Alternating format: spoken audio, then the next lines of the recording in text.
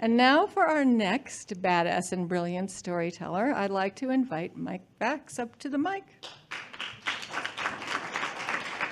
First things first, it's a well-known fact and a rule.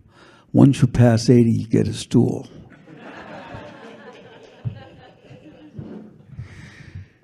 Well, this story has to do with the armed forces, so I'm gonna preface it by saying that I was lucky enough a couple of weeks ago to be chosen to go on a Veterans Honor Flight. So, if you know about that, it's amazing.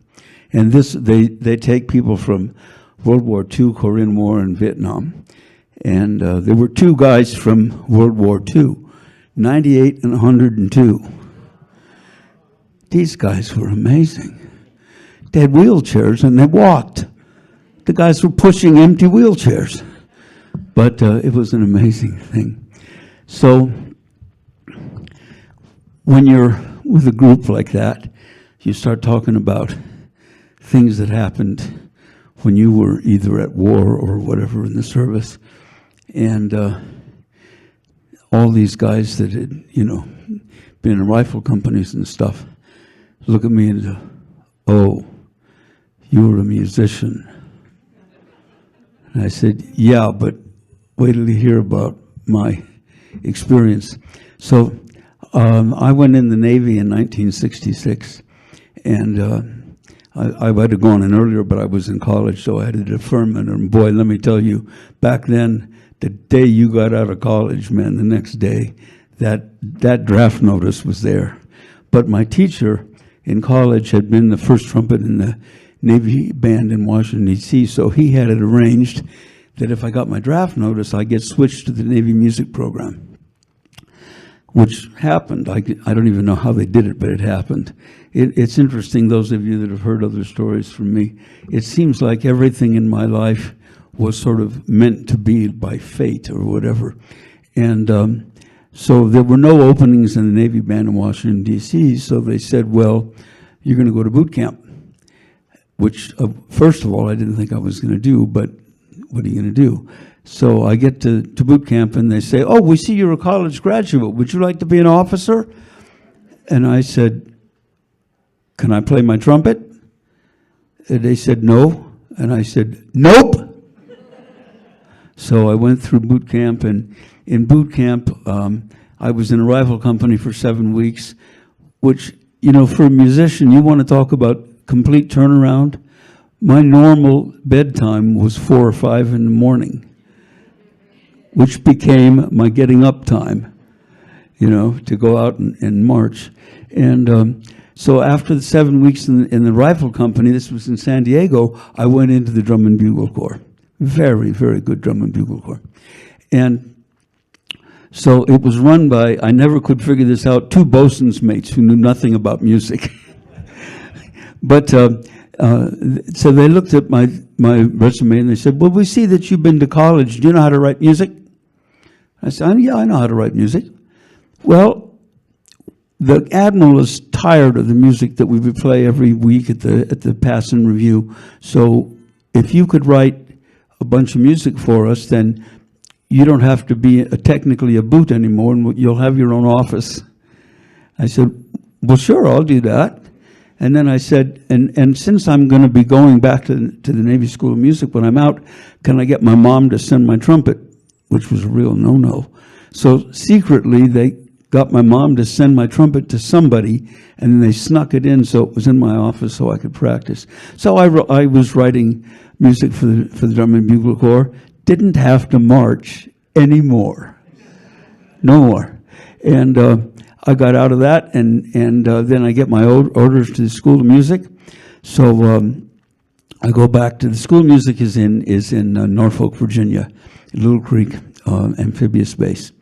And I get back to the School of Music, and they have what they call X Division. You mop floors. What that has to do with music, I have no idea. But that's the way they keep the barracks clean, and you wait for another class to form, and then they put you in your class. So I'm in X Division one day, And I get called into Captain McDonald's office. And I'm thinking, what the hell did I do? I just got here yesterday. And I'm thinking, well, I'm in trouble for something.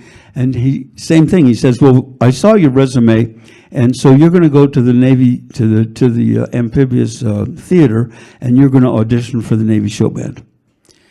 And I remember this really well. I said, what's the Navy show band? He said, it doesn't matter what it is. Get your butt over there and audition.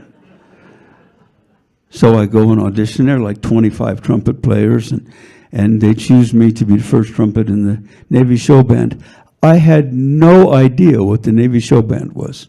This is before now the main jazz group in the Navy is the Commodores in Washington. This is before they even existed. So I get put in the Navy show band, and I find out that in about 5 weeks, I'm going to be in South America for 6 months. And I thought, well, that's pretty cool. Now you gotta think back when all this happened, and I got drafted and I got into the Navy music program. I thought, oh man, I don't have to go over to Vietnam, which was like, okay, this is great. So then I find out that I'm going to South America in the Navy show band. I don't know if any of you remember the 60s, but in the 60s, the communists were taking over in South America. The Navy show band was like movie stars, and you could have been like the Rolling Stones in South America. It was the most famous group from America to go down there. We down every year. And so we go down there. The communists do not want this band performing. And I'm going to go backwards a little bit because I don't want to get into the actual, shall we say, battle stuff later. When you get in the band, you have to get a top secret clearance, because we played for the heads of all the states of all the countries in South America. We played it from everything in the palaces to Indian villages where they'd never seen white people before up the Amazon River. We played for everybody. And they gave you all this stuff of what you could and you couldn't do, like a little booklet of stuff. In this country, this is what you have to do and what you shouldn't do because you'll piss people off, you know. And so my favorite story of all that, we played in Bolivia. We played at Lake Titicaca. We did an outdoor concert the day after Che Guevara was killed, and they were still fighting. And so they put machine gun guys around us, and we did this outdoor concert. Like, that's going to do a lot of good, you know. But we had a state luncheon with the president of Bolivia. And one of our instructions were, no matter what they put in front of you, you at least taste it. Because people get very upset if you don't eat what... Well, how many of you remember the movie Indiana Jones and the Temple of Doom? How many of you remember the monkey brain scene? Well, in this case, one of the delicacies in Bolivia is boiled rooster head. And they bring it out on this silver thing that's solid silver, and it looks like almost like a Coke bottle, and it's stuck on top. And it's staring at you. And we're sitting there like, what do we do with this? So we watch, and what these people do is they lift it off, and they have this beautiful little silver fork, and they dip it in the brain, and they... So all of us had one bite. You know, wonderful. I have to tell you that when I went to see that movie with my wife, and that scene came up, and people are almost gagging, I was laughing out loud. And my wife's going, what are you doing? I can't help it. So the interesting thing, as I said, because the communists really didn't want the band playing, a normal concert for us, an evening concert, was between 20 and 30,000 people. We played in bull rings, we played in basketball stadiums, and it was a huge thing. The other thing is, this band had the record as the most working band in the history of the armed forces.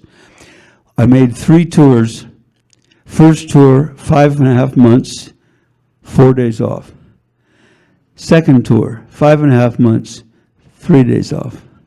Third tour, 5.5 months, no days off. And we played, you're not going to believe this, but it's documented, 2 to 5 concerts a day. And we had the Admiral's plane, and we had 2 tons of gear. We carried everything. So the plane would leave early in the morning. We'd go to a city, unload everything on bus and truck, go to wherever we were playing, go back, load the plane, fly to the next city. We could do this 2 to 4, 5 times a day. Anyway, the biggest crowd we ever played for was in Santiago, Chile, in the main plaza, and we played for 52,000 people.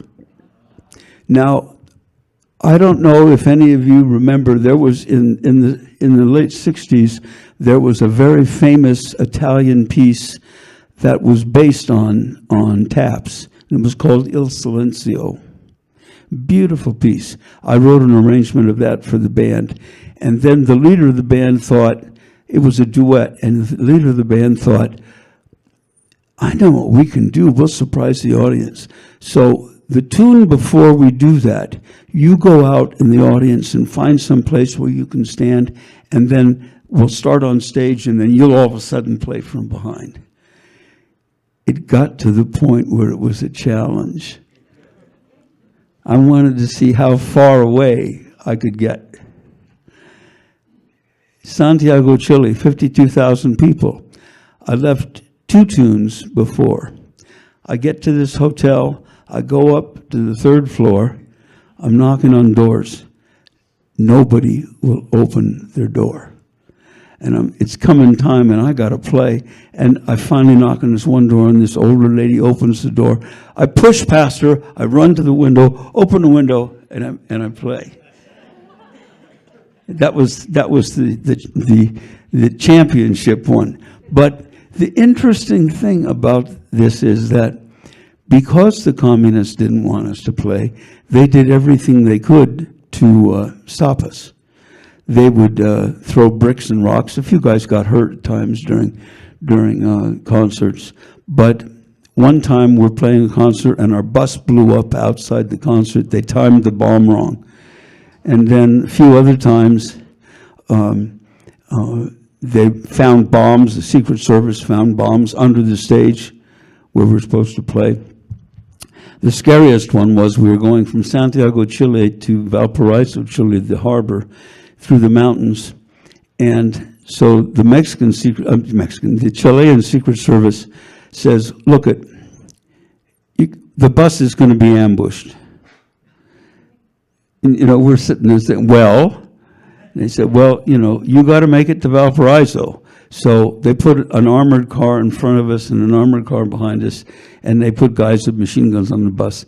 And they said, when we say to get on the floor.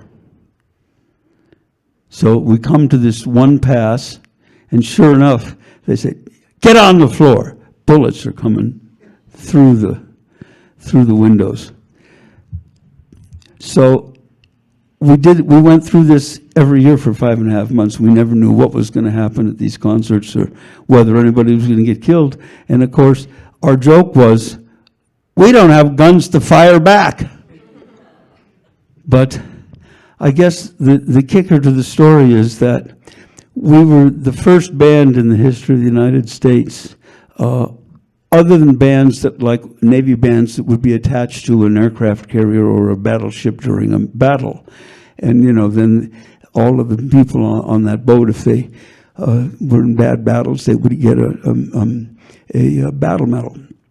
Well, we were the first band in the United States, in the history of the United States, to be awarded the Meritorious Unit Citation, which is a battle medal.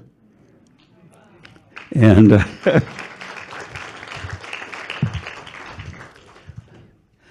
I still have it, and every time I look at it, I get scared to death.